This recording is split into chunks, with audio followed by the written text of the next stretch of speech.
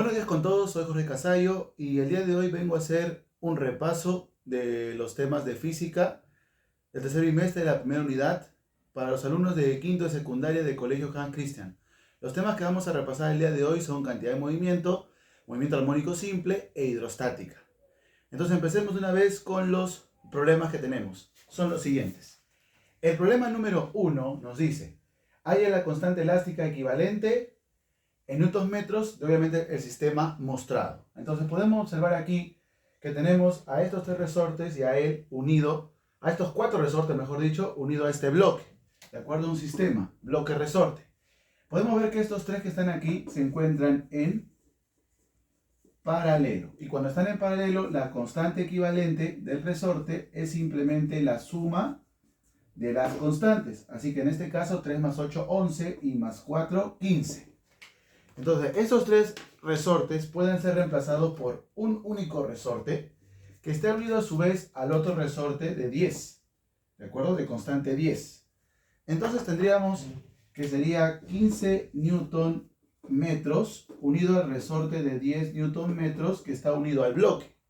Para hallar la constante equivalente resultante, entonces tendríamos que ahora ver a estos resortes que ya no estarían en paralelo, sino estarían en serie, ¿ok? Entonces estos resortes estarían en serie, por lo que la forma de resolver sería la multiplicación de las constantes, o sea 15 por 10, sobre la suma de las constantes.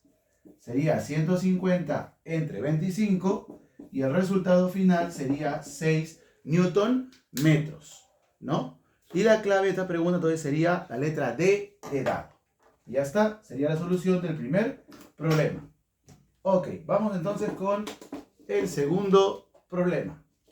En el caso del problema número 2, dice: ¿cuál es la longitud del péndulo de periodo 16 segundos? Y además te da que la gravedad específica es pi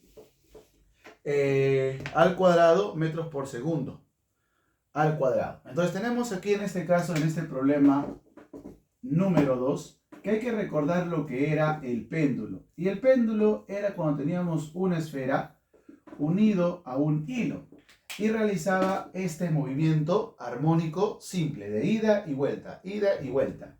Estaba unido entonces esta esfera a un hilo de longitud L, que debe estar en metros. Entonces, como esto es un péndulo simple, se cumplía una propiedad. ¿Cuál era la propiedad que se cumplía de este péndulo simple? Que el periodo es igual a 2pi por la raíz cuadrada de la longitud sobre la gravedad específica. Para el problema nos informan que el periodo vale 16 segundos. Y el valor de L es lo que no conocemos, pero la gravedad específica sí la conocemos, por eso parto aquí la raíz. Y la gravedad específica vale pi al cuadrado metros por segundo. Este 2 que está multiplicando al pi podría pasar a dividir acá al 16. Al hacerlo, aquí me queda pi, aquí me queda raíz de L, y el pi al cuadrado, podríamos eliminar este cuadrado con esta raíz, dándonos un valor de pi. Entonces, este pi se va, y 16 entre 2 sería 8. Así que raíz de L sería 8. Como quiero L, esta raíz debe pasar a otro lado como potencia. Y entonces, 8 al cuadrado sería 64 metros, que es el valor de la longitud del hilo que une a la esfera, ¿no? En este péndulo simple. Por ello la clave de la pregunta también sería la letra D de dado.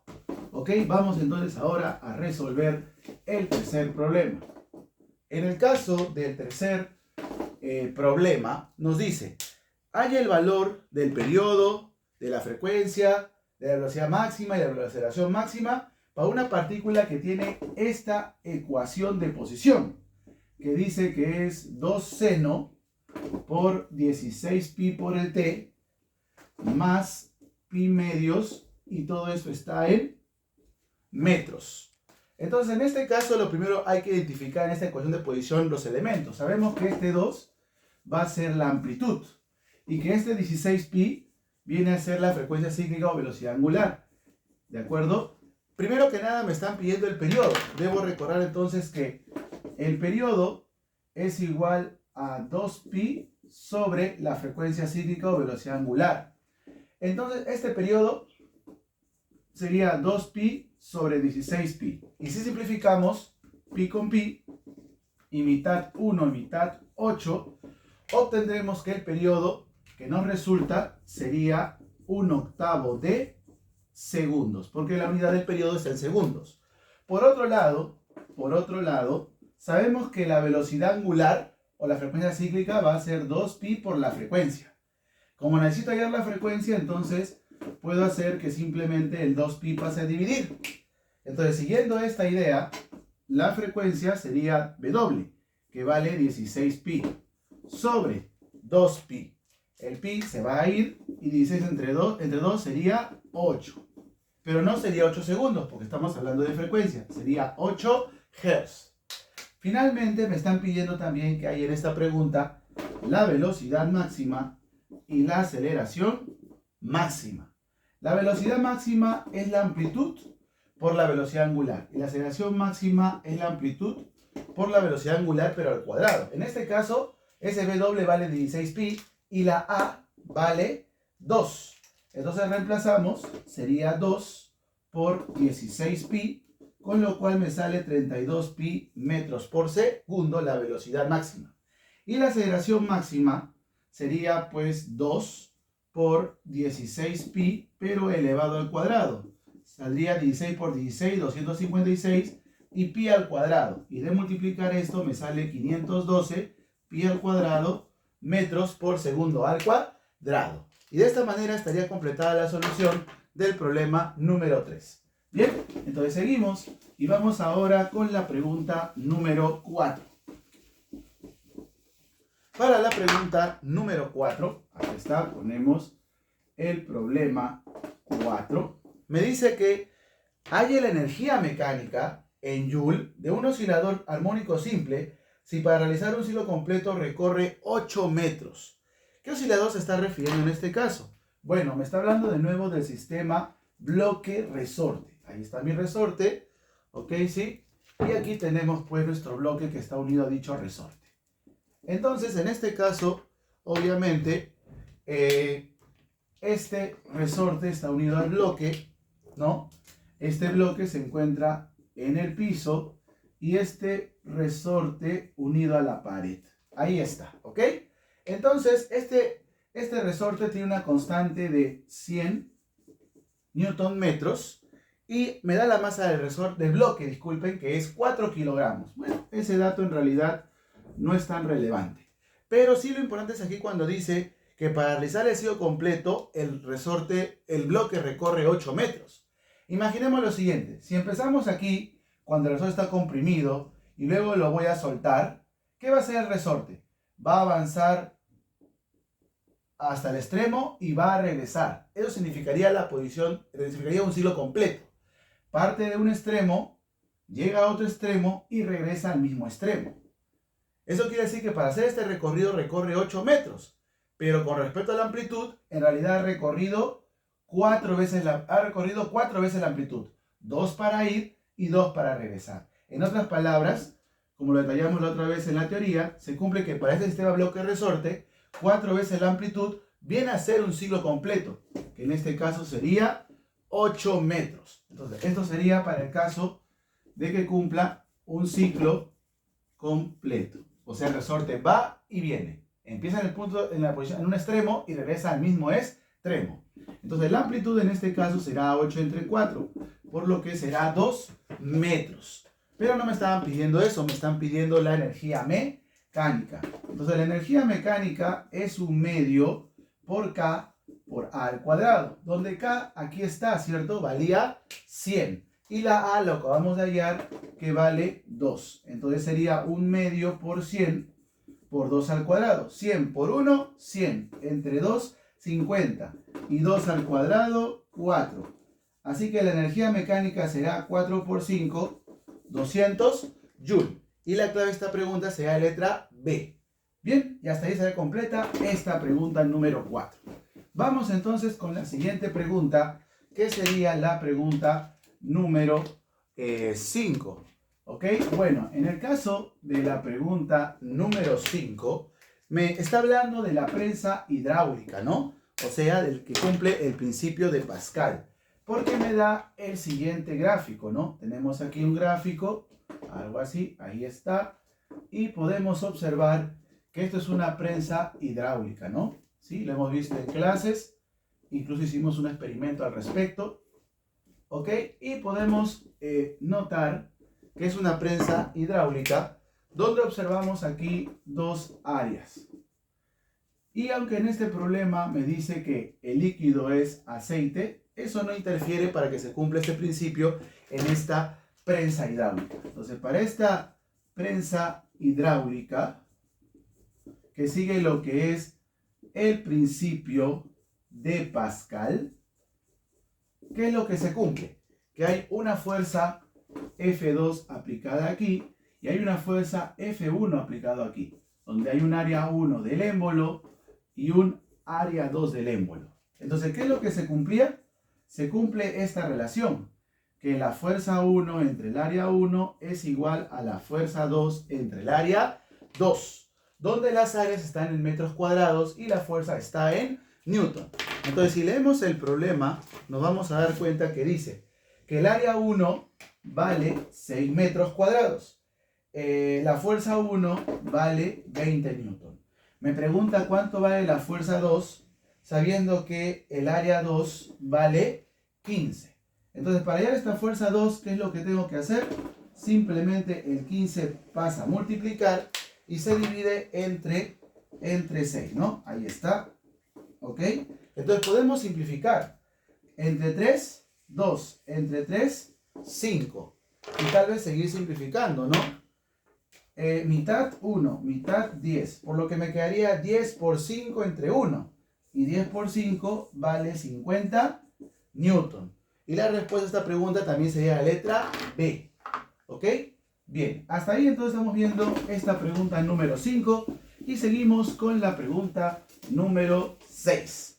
En la pregunta número 6 se puede observar pues un sistema mostrado formado por una piedra que está unido a una cuerda, ¿no? En este problema 6 tenemos pues un techo, ahí está, acá hay una cuerda y acá hay una piedra. Pero esta piedra se encuentra en el interior de un líquido que en este caso sería el agua. Y podemos notar que si hay una cuerda, tiene que haber una tensión y la tensión siempre sale del cuerpo. Adicionalmente, esta piedra tiene una masa de 8 kilogramos. Entonces, si tiene una masa de 8 kilogramos, va a haber un peso. Y el peso es la masa por la gravedad. Entonces, sería la masa de 8. De 8 no, es de 100, de 10. La masa es de 10. Y lo multiplico por 10, así que el peso será 100 newton de esa piedra. Por otro lado, podemos notar que al haber un peso, al haber una tensión y por estar debajo del agua, hay un empuje. Un empuje que hace que esta esfera, que esta piedra ascienda. Se llama empuje hidrostático. ¿Y cómo se calcula el empuje hidrostático? Es la densidad del líquido por la gravedad por el volumen sumergido. En este caso, el volumen sumergido es el volumen total de esta piedra. Entonces, el empuje va a ser la densidad del líquido, y como es agua, es 1000 kilogramos por metros cúbicos, por la gravedad, que es 10, y el volumen sumergido, que es 0,05 metros cúbicos. Por lo tanto, el empuje nos resultará, pues, 50 newton.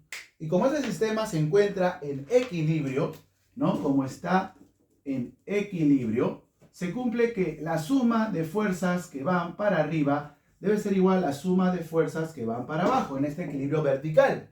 Y como las fuerzas que van para arriba son la tensión y el empuje, y la que van para abajo es solamente el peso, tenemos ahí nuestra igualdad, donde el empuje valía 50 y el peso valía 100. Así que si quiero hallar la tensión, simplemente el 50 pasa a restar, y por ello la tensión en este caso sería 50 newton, ¿no? Clave C de casa. ¿Ok? Y ahí tendríamos este problema número 6. Vamos entonces con el siguiente ejemplo, ¿no? Sí, en el siguiente ejemplo, que es el problema número 7, me está preguntando en este problema 7 ¿Cuál es la presión total en este problema 7? ¿Cuál es la presión total en el fondo de un estanque de agua cuya profundidad es de 6 metros? Bastante sencillo, ¿verdad? Tenemos aquí el agua y dice que a una profundidad de 6 metros, ¿ok? Aquí a una profundidad de 6 metros, o sea, en este punto, ¿cuánto es la presión total? Debemos recordar que en este punto no solo soporta la presión del agua, sino también la presión atmosférica. Recordemos que la presión atmosférica es 10 a la 5 pascales, es decir, un 1 y 5 ceros, ¿no? En pascales. Ok, eso es lo que tenemos. Pero adicionalmente soporta una presión hidrostática. Recordemos que la presión hidrostática es la densidad del líquido por la gravedad por la profundidad. Para este caso sería 1000 la densidad del líquido en kilogramos por metros cúbicos. La gravedad vale 10 y este 6. Así que la presión hidrostática sería un valor de 60.000. Pero la pregunta te pide que hay la presión total. Entonces solamente hay que considerar que la presión total es igual a la presión atmosférica más la presión hidrostática. Entonces, para nuestro problema, la presión atmosférica vale 100.000, ¿sí? Y la presión hidrostática vale 60.000. Si lo sumamos, obtenemos, me parece, 1, 2, 3, 4, 160.000 pascales, ¿no es verdad? ¿Sí? Esa sería la presión total en pascal. Pero la pregunta me parece, no pide pascal, pide en kilopascales. Entonces, para pasarlo a kilopascales, ¿qué tenemos que hacer? Dividir entre 1000. Entonces, divides entre 1000, es decir, los quitas estos tres ceros, y te va a quedar como respuesta que la presión total sería 160 kilopascales. Y ya está, la clave sería la letra C de casa. ¿Ok? Entonces hasta ahí tenemos ya la pregunta número 7. Vamos por la siguiente pregunta, que es la número 8. En el caso de la pregunta número 8, ya es un problema de cantidad de movimiento. En este problema de cantidad de movimiento tenemos que recordar la fórmula, que si mal no se acuerdan es la cantidad de movimiento P, ¿sí? A ver, vamos a ponerlo aquí. Es igual a la masa por la velocidad. Ya sabemos que la cantidad de movimiento va a estar en kilogramos por metros por segundo, o algunos también le ponen newton por segundo. La masa va en kilogramos y la velocidad va en metros por segundo. Entonces me dice que tengo 3 partículas y cada una de ellas tiene una masa y tiene una velocidad. En este caso la masa del primero es 100 gramos. En este caso la masa del segundo es 2 kilos y del otro vale 3000 gramos. Entonces vamos a poner por aquí igual la velocidad. Y dice que la velocidad del primero, en este caso, es 20 metros por segundo. Del segundo es 90 kilómetros por hora. Y del tercero, 18 kilómetros por hora. Entonces, para poder resolver este problema, hay que considerar las unidades. Él debe estar en kilogramos y él en metros por segundo. El de aquí no está en kilogramos. Para pasarlo a kilogramos, ¿qué tenemos que hacer? Se divide entre 1000. Lo divides entre 1000, te va a salir 0,1. Este está bien en kilogramos y este también lo divides entre 1000 y obtienes 3 kilos. Por este otro lado, él también sería en kilogramos, 0,1. Él está correcto en metros por segundo y el de aquí tienes que multiplicar por 5 y dividir entre 18. ¿No? Al resolver esto, para que salga en metros por segundo, sería, a ver, 25 metros por segundo, y el de aquí también por 5 entre 18, dándonos 5 metros por segundo. Una vez que tenemos los 3 valores en las unidades correctas, ¿no? Para tanto masas como velocidades, ahora sí podemos hallar el valor de P o cantidad de movimiento, que simplemente como resulta de multiplicar la masa por la velocidad. Entonces vamos a multiplicar, por ejemplo, a ver, el primer caso, 0,1 por 20, me parece que saldría 2 newton por segundo, que también es unidad de la cantidad de movimiento. También puede ser 2 kilogramos por metro sobre segundos. También es válido. Luego tenemos en la parte B los 2 kilogramos por 25, que me daría 50 newton por segundo. Y la última, que es 3 por 5, que me daría 15. Eso quiere decir que el que tiene de aquí de los tres mayor cantidad de movimiento es el móvil B, ¿no? Entonces, el móvil B sería la respuesta, porque la pregunta dice, ¿cuál de ellos tiene la mayor cantidad de movimiento? En este caso no hay ningún empate. Simplemente la que tiene mayor cantidad de movimiento es el móvil B, y la clave entonces sería justamente la clave B. ¿De acuerdo? Y ya con eso estaríamos resolviendo esta pregunta número 8. No olvidar el tema de las unidades. Bien, finalmente para acabar, para terminar esta clase de repaso, tenemos la pregunta número 9. En la pregunta número 9 me habla de lo siguiente. Me dice que un cañón de 50 kilogramos apoyado sobre una superficie horizontal lisa dispara un proyectil con una rapidez horizontal de 5 metros por segundo. Al ser lisa no hay ninguna fuerza exterior que afecte al cañón a realizar el disparo. Imaginemos que aquí tenemos al cañón, y debido a que el cañón se encuentra sobre una superficie lisa, obviamente no hay ninguna fuerza externa que afecte el movimiento. Entonces acá pongo no hay fuerza externa. Quiere decir que en este caso, al no haber fuerza externa, la cantidad de movimiento se va a conservar. Entonces tenemos una cantidad de movimiento inicial antes de que el cañón dispare la bomba, ¿no? Y tenemos aquí otro dibujo final donde ya el cañón, se observa, ha disparado la bala de cañón, ¿no? Muy bien, la bala. No ha disparado la bala, ha disparado la bala. Entonces cuando este cañón, ¿no? Dispara la bala, bueno, incluso podemos dibujarlo de una manera un poco más correcta, así, ¿no? Como no me dice el dibujo, voy a asumir, para que me entiendan mejor, que en este caso ocurre de esta manera. Ahora sí. Entonces, cuando él no dispara el cañón, cuando el cañón no dispara, este de acá al inicio se encuentra con cantidad de movimiento 0. Es decir, la cantidad de movimiento del cañón es 0, porque no hay velocidad, y la cantidad de movimiento de la bala también es 0. Pero en este caso, cuando dispara el cañón, la bala, podemos observar que el cañón va a tener que retroceder y la bala va a dirigirse hacia el lado contrario. Entonces, en este caso, sí podríamos decir que la cantidad de movimiento hay tanto para el cañón como para la bala. Entonces, como aquí no hay fuerza externa, la cantidad de movimiento inicial se va a conservar y va a ser igual a la cantidad de movimiento final.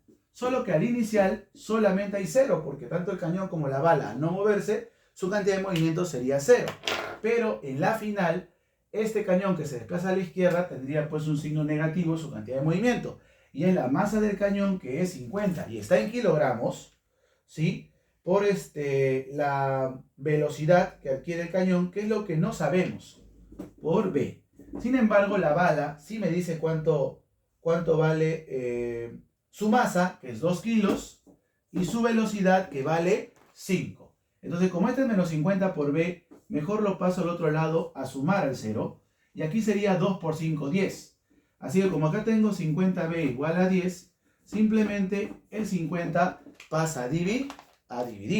Entonces 0 con 0 se va, y entonces la velocidad del cañón, ¿cuánto sería? Creo que sería 0,2 metros por segundo. Así es, saldría 0,2 metros por segundo. Quiere decir que cada 0,2 metros recorre el cañón, o sea, se desplaza a la izquierda en un segundo. O sea, cada un segundo se desplaza 0,2 metros el cañón hacia la izquierda. Entonces, aquí la pregunta te dice que es el tiempo que demorará el cañón en retroceder 6 metros. Entonces puedo, para responder esa pregunta, aplicar la ecuación de MRU. La distancia es la velocidad por tiempo. Y como la velocidad del cañón es 0,2 y la distancia que quiere recorrer es 6 metros, solamente resuelvo esto y obtendré mi respuesta. Sé que 0,2 en realidad lo puedo poner como 2 sobre 10. El 10 multiplica el 6, sale 60. Y el 2 que está multiplicando al t pasa a dividir. Entonces obtendríamos que el tiempo sería 30 segundos, ¿no? con lo cual la clave será la letra E de enano. Hasta aquí entonces finalizo este repaso dirigido a los chicos de quinto secundaria. Además les comento que en la hoja que les he enviado hay unos problemas adicionales, una tarea adicional de 4 preguntas. Traten de resolverlo, ¿no? De paso que así van a ir practicando y mucha suerte para el examen que es la próxima semana. No olviden entregar su tarea en una hoja aparte, ¿de acuerdo? Una hoja aparte, en su borde y me entregan la tarea. Esta tarea no va en el cuaderno y la entregan en la fecha del examen. Bueno, eso es todo por hoy. Tengan muy buena suerte, chicos. Hasta luego. Bendiciones. Chao.